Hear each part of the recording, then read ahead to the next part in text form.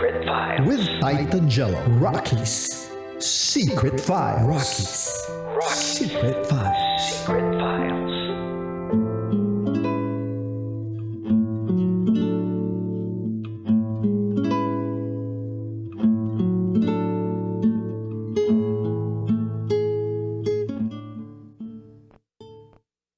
Galit ako. Bakit, partner? Galit ako sa mga lalaking nananakit ng pisikal sa kanilang taong minamahal. Yung sinasabi nila, mahal nila pero nananakit naman sila ng pisikal. Anong klaseng pagmamahal yun, ha? Sabihan nyo nga ako ngayon kung anong klaseng pagmamahal yan. Nasa dictionary ba yan? Yung nananakit kayo? Di naman lahat ng lalaki nananakit. Hindi nga, pero itong secret file sender, itong mister ng secret file sender natin na si Erica, nananakit. Yun nga nabasa ko din, partner, doon sa kwento niya, napakinggan ko din, na gusto niyang patawarin, gusto niyang samahan pa rin, pero natatakot na daw siya. Baka daw yung pinakita nito nung guy sa kanya, ay yun na talaga yung totoong ugali nung lalaki na yun. Alam mo, may point siya dun eh. Kasi kung talagang hindi naman malalim yung pwedeng paggugutan ng galit, tas ganun yung naging reaction, may something na mali. Parang may anger management Yes, issues. red flag yung mga ganung bagay. Totoo. Tsaka dude, tama rin siya dun sa naiisip niya na eto bang lalaking to, magiging okay na ama dun sa magiging anak nila? Like ako, kung ako, yun yung mapapangasawa ko, yun yung napangasawa ko, parang matatakot din ako para sa magiging kinabukasan ng magiging anak namin. Kasi kung sa akin nga, nagagalit siya sa ganung klasing sitwasyon o bagay, pumipitik siya, tapos parang feeling nyo pwede namang ma-resolve yung issue Agad-agad, ninyo ng kalmadong usapan, na hindi kailangan na gumamit ng dahas o Tama. ng pamimisikal. Tama. Ginawa niya yun. So paano na lang kunwari mainis siya dun sa bata? For example, syempre iiyak-iyak yung bata, 'di ba? Kapag pinanganak mo, tapos mainis yung mister. Anong gagawin niya? Sasako niya ba? Yung ganun ba? Parang nakakatakot yung ganung klaseng partner Tama ka. at ama. Tama ka, partner. Pero minsan, may mga lalaki din na grabe yung trato nila sa babae. Hindi maganda, pero pagdating naman sa anak, napakaayos. May mga ganun na guy.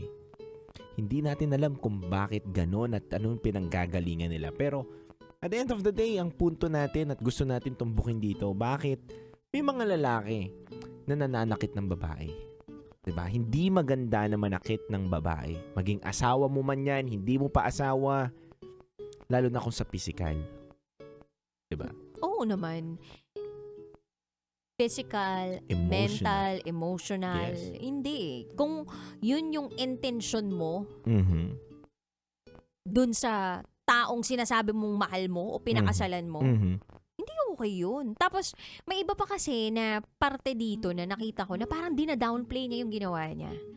May mga tao talagang ganun eh. Oo. Yung tipong, oo, eto nga yung ginawa niya, na alam nyo naman pareho na eto yung ginawa niya, na sinaktan ka talaga niya, may mga pangit na salitang lumabas sa bibig niya, tapos nung sinabi mo sa kanya, naging vulnerable ka, as in, sinabi mo yung katotohanan na nasaktan mo ko. Ang sasabihin niya, hindi pa na nakitawag doon. Alam mo yung ganong klaseng tao na hindi i-validate yung nararamdaman mo at imbes na i-acknowledge yung nararamdaman mo, sasabihin pa na, ay hindi ganun yun. Parang tinitwist niya or parang iniiba niya yung katotohanan sa utak mo. At napakahirap makasama yung ganong klaseng tao na parang gagawin kanyang sinungaling kahit na eto na yung realidad sa harap ninyo, na alam mo na ito naman talaga yung nangyayari, to the point na pwedeng mabaliw yung isang babae kapag eto tumagal tong lalaking to sa buhay niya. Kasi darating yung panahon na kukwestiyonin mo rin yung sarili mo eh. Sarili mong utak. Ang kalaban mo, sarili mo. Hoy, sabihin mo, tatanong mo yung sarili mo, talaga ba? Yun ba yun? Nangyari ba yun? May ganun kang parte Yes. na ngayon, pipilitin ng utak mo na isipin na kung ano yung sinasabi ng partner mo, yun yung totoo kahit hindi naman totoo. Nakakatakot yun. Tama. Ang galing magmanipula nun. Tama. Kaya nga kung maaga na makita mo na may ganun na yung partner mo, alis ka na. Agree. Red flag eh. Mahirap kasi yung ganyan eh. Sa akin Nanakit ka na ba ever ng babae? Hindi, mapagmamalaki ko na hindi talaga. As in kahit pisel? Oo, pisel. Kinurot mo! Ako yung ginulpe! Huwag ka naman tiyatanak na ganyan. Nasaksan ako eh. Ako na yung sinapak eh. Sa harapan ng nanay ko. Totoo. Oo, sinapak ako sa harapan ng nanay ko, partner.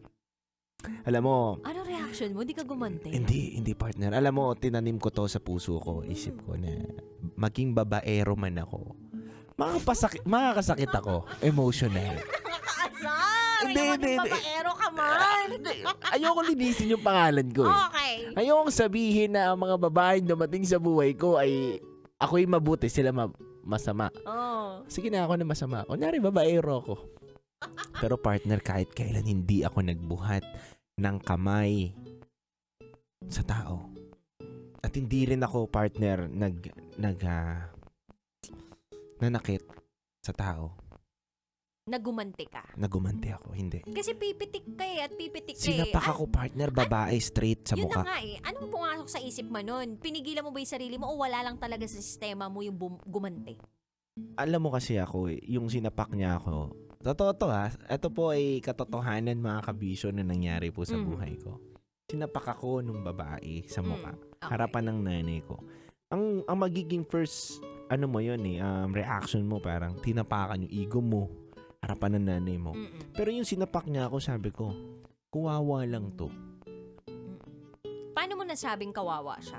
Kuwawa siya dahil hindi niya ako pinahalagahan. Mas pinakita niya na talagang hindi niya ako mahal.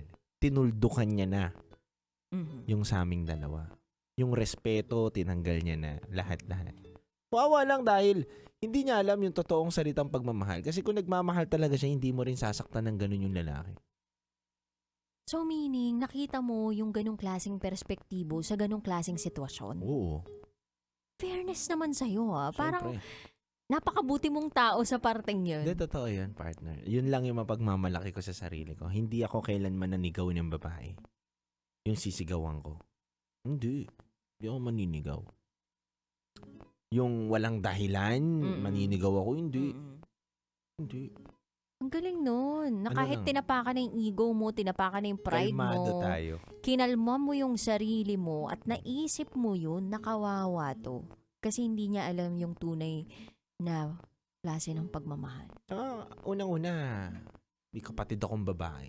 May nanay akong babae. Siyempre, nanay ko, di ba? Oo, di ba? Yun, may nanay din naman akong bading eh. Ganun. Sa bagay, meron nga, no? Oo, di ba? Na gay, di ba? Mm. Pero partner yun nga, na alam rin to ng mga ibang lalaki na ang hirap kasi manakit din ng babae. Kumbaga walang kalaban-laban yung mga yan eh. Saktan mo na sa ibang bagay. Yung parang, spank me, daddy! Oo, sakal mo ako, sarap, at sarap. Choke me, daddy! Choke me, daddy! Ganon ko sila sinasaktan. Call me, daddy! Ayaw mo? Sabi kita! Ganon. Ay, Sa ganung paraan na lang ako bumabawi. Oo, pero yung ganon, hindi. wala talaga. So, masasabi mo ba na hindi dapat jowain o asawahin yung mga nagbubuhat ng kamay? Oo, wag. Wag niyong ilalagay yung sarili niyo sa alanganin na ganun. Sino siya para pagbuhatan ka ng kamay? Kahit sabihin mong asawa mo yan. Hindi pa pwede. Oo naman. Masyado nang mali yun. Diba? Ang problema po ay hindi yan na nadadaan sa sakitan. Di ba? Anong solusyon doon? Kumbaga yung maling bagay na nalaman ninyo o na pag-uusapan ninyo, ginawa nyo ulit ng pagkakamali na hindi na pwede makapag-ayos din sa inyo. Kumbaga, ang tama pong pag-aayos sa isang problema ay maayos na usapan. Kakachat nga lang po sa akin nung nanay ko. Anong sabi sa'yo na nanay mo? Nanay ko ba talaga o yung partner ko? Ayun pa. Sino ba talaga? Ay, nanay ko na lang. Hindi, sige. Pwede naman yung nanay mo o yung ginawa mong nanay. Chat lang. Chat Init. lang, Pati di mo ako sinasagot sa mga tanong ko. Oh. Sinagot ko lang siya ng ano. Kung sasagutin kita sa mga tanong mo, mag-aaway lang tayo. Ang sabi ko lang sa kanya, may pasalubong ako sa yung tsokolate. Wow!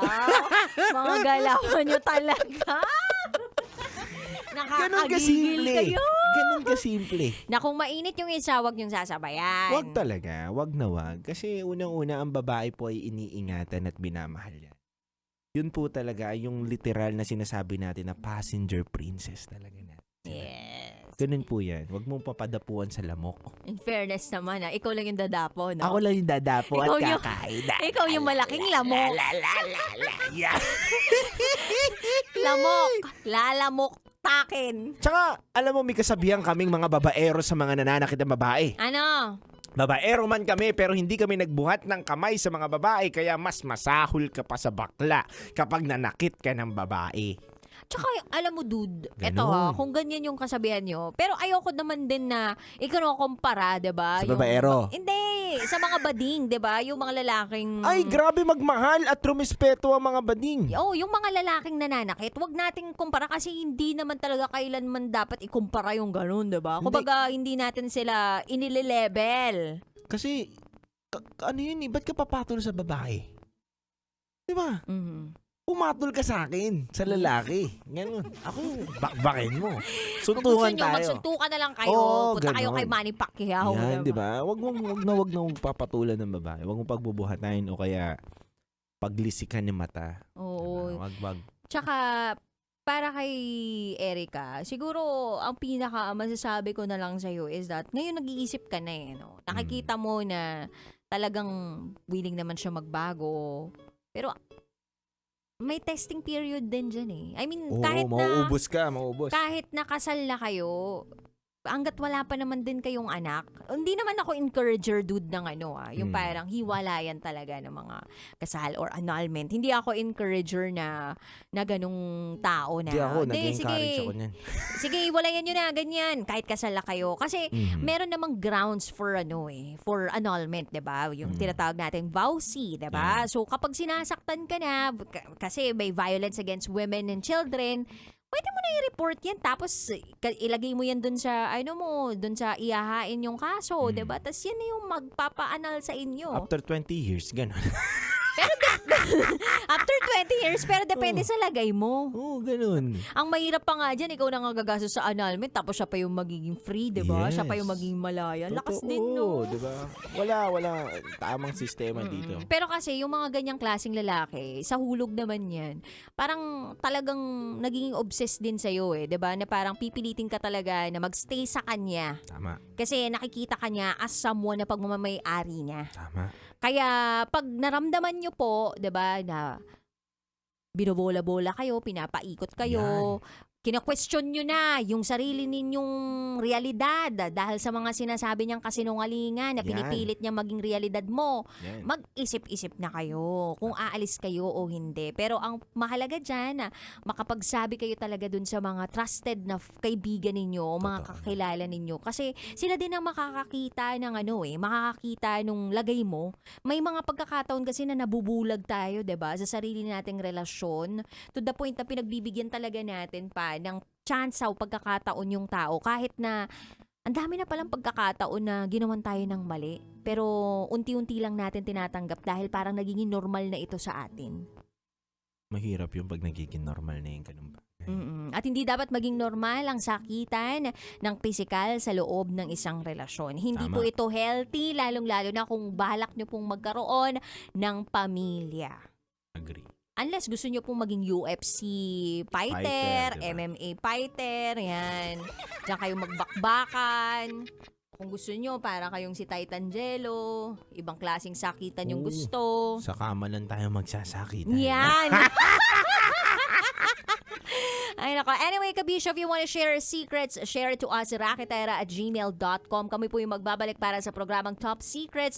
Kasama mo ang Basa Princess, DJ Raketera. At kasama nyo rin po ang titindig sa mga pinaglalaban ninyo, DJ Titan Jalo. At kayo'y nakatutok sa 90.7 Love Radio. Kailangan ba bang i-memorize yan? Basic! This is Erica's Secret File. Metro's #1 Love Radio. Basic!